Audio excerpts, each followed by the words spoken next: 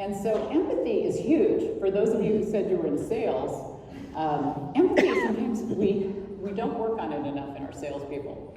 And it's so critical. I wrote my doctoral dissertation on how to, the relationship between sales performance and emotional intelligence.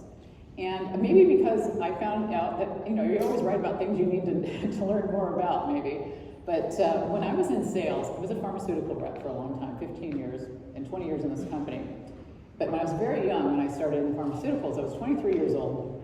And they put us through this intense training to get us to learn our products. It was brutal. It was like 2 years of this stuff. But after 6 weeks of the first part of it, they kind of graduate you. But what they did this whole training time was teach you all this stuff you're supposed to say.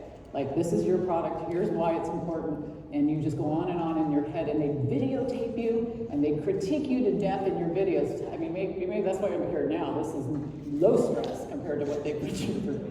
And so you had to go through all that. And I spent many nights in a fetal position, recovering from that training. But as you think about all this in your head, I was in a doctor's office by myself for the first time.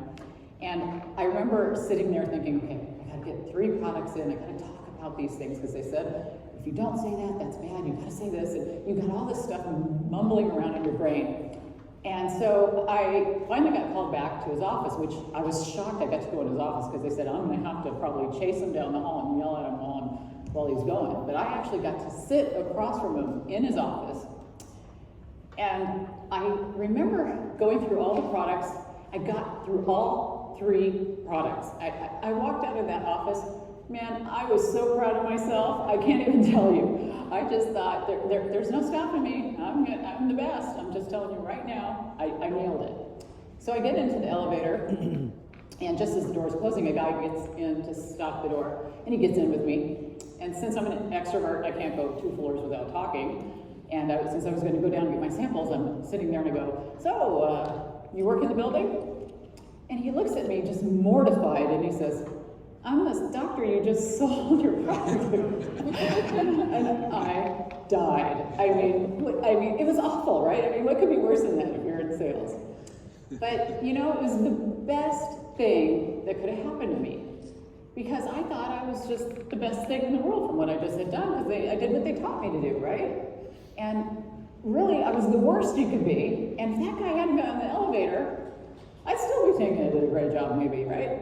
So who's not getting on the elevator with you to tell you that you're not really asking any questions, you're just kind of giving everybody what they want to hear, or saying what you're supposed to say, or standing up or sitting down to some bell that you haven't thought about.